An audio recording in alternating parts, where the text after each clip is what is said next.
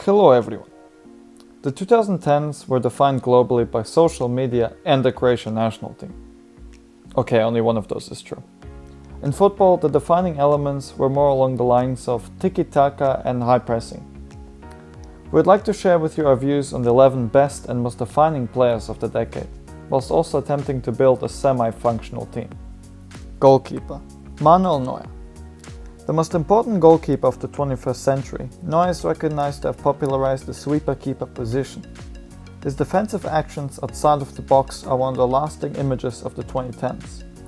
Add to that his numerous trophies at both club and country, which include 8 Bundesligas, a Champions League and a World Cup, along with being the only goalkeeper to make the top 3 after Ballon d'Or. It's easy to see why Neuer gets a spot on the XI. Left back Marcelo. One of the easiest choices we made, Marcelo is by far the best left back of the 2010s. The Real icon played arguably his best football during Jose Mourinho's time at the club in the early days of the decade, but was also a crucial part of Zidane's side, which won 3 straight UCLs.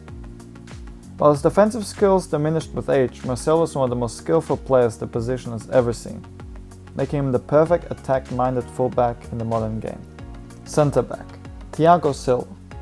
Some might be surprised at Silva's inclusion, but the Brazilian has proven himself worthy of this accolade throughout the decade. During his tenure at AC Milan, Silva established himself as the best defender in the world, with many past and present Milan players praising his qualities. His transfer to PSG in the summer of 2012 signaled the start of a new era and the decline of the Rossoneri. Silva, however, continued performing for both club and country, captaining both, and making the UEFA Team of the Year 3 times. It is also worth mentioning that the magnitude of Brazil's embarrassing 7-1 defeat to Germany can in some ways be largely attributed to their captain Silva missing out due to accumulation of yellow cards. Centre back Sergio Ramos. Sergio Ramos initially played at right back, but moved to centre back at the start of the decade. He was a key in helping Real Madrid secure 4 Champions Leagues, scoring in 2 separate finals. Ramos is a strong leader and captain for both club and national team. He has 2 Euros and a World Cup to his name and made the team of the tournament 2010 and 12. Often considered a dirty player, Ramos is at the center of many debates, but this doesn't take away anything from his overall performance as a defender. The sole fact that he made the UEFA Team of the Year 8 times proves this. Right back Dani Alves. Alves is the most offensively talented right back of the decade. Him being Brazilian, and for that matter the 3rd Brazilian defender in our team, should come as no surprise. He helped Barcelona to 3 Champions League victories and 6 La Ligas, and was one of Brazil's best performing players throughout the decade. Like Silva, Alves was absent for the 7-1 defeat to Germany at the 2014 World Cup, being on the bench for the entirety of the match. Even during a short spell at Juventus, Alves was able to make an impact, helping the team to a Champions League final and making the UEFA Team of the Year in 2017 at the age of 34. Centre defensive midfield Sergio Busquets. Busquets is the wet dream of any manager of the Cruyff school. A CDM who can tackle and intercept the best of them whilst possessing great vision and short passing ability. Busquets is a product of Barcelona's famous La Masia youth academy and has never played for a different club.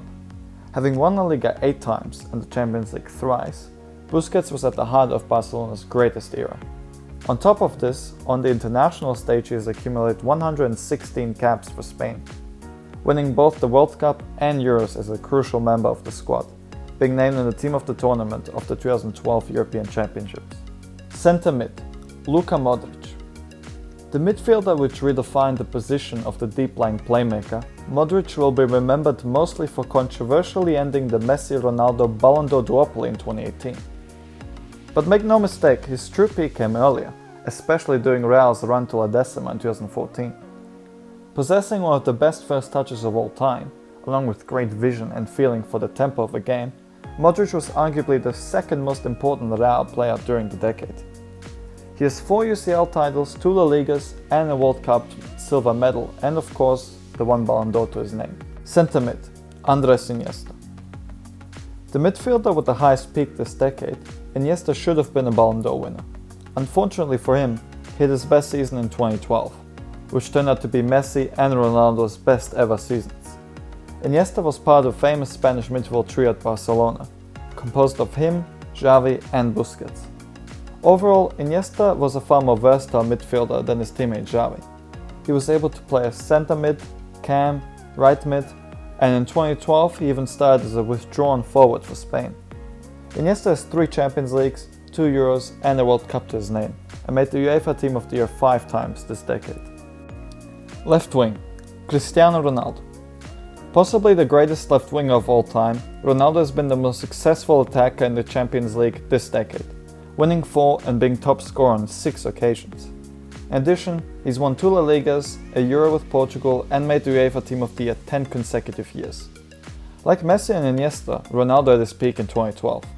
At this point I'm starting to think the 3 of them thought the world would end in 2012. It's also worth mentioning that Ronaldo won 4 Ballon d'Ors this decade and was top 3 every year except for 2010. Striker, Luis Suarez. The most lethal striker of the decade, Suarez was outstanding in every club he played for. He was league top scorer with 35 goals in the 2009-10 season with Ajax. He was league top scorer with 31 goals in 2014 with Liverpool, and he was league top scorer with 40 goals in 16 with Barcelona. In 2010, Suarez was part of the Uruguayan team that made the World Cup semi-finals, and in 2011 he won the Copa America and the Best Player award of the tournament. He's also the all-time top scorer for Uruguay with 59 goals. It's disgraceful that Suarez never made the top 3 of the Ballon d'Or. In my opinion, he deserved a better spot in both 2014 and 16, but the bite scandal at the World Cup and his racially charged altercation with Patrice Evra definitely made him unpopular amongst the voters. Right wing, Lionel Messi. Quite possibly the greatest player of all time, there's not much to say about Messi that hasn't been already said. His 91 career goals in 2012 are a Guinness World Record. His 5 Ballon d'Or wins this decade surpass everyone. There's not much more I can tell you that you don't already know. The only slide on Messi this whole decade is him not shaking hands with the Croat players after the game at the World Cup. Jokes aside, Messi's inclusion in the squad is without doubt. Coach and captain, Diego Simeone and Sergio Ramos. Not saying those two would get along, but they are our choices. Simeone has done the most with the least talent available to him this decade, and we found are very impressed with his man management, which is crucial for such a side. Ramos, in our view, is the best captain currently still playing and would command the respect of the entire locker room, hence he's our choice. Thank you for watching and feel free to show this side to your friends and family at the bar or library.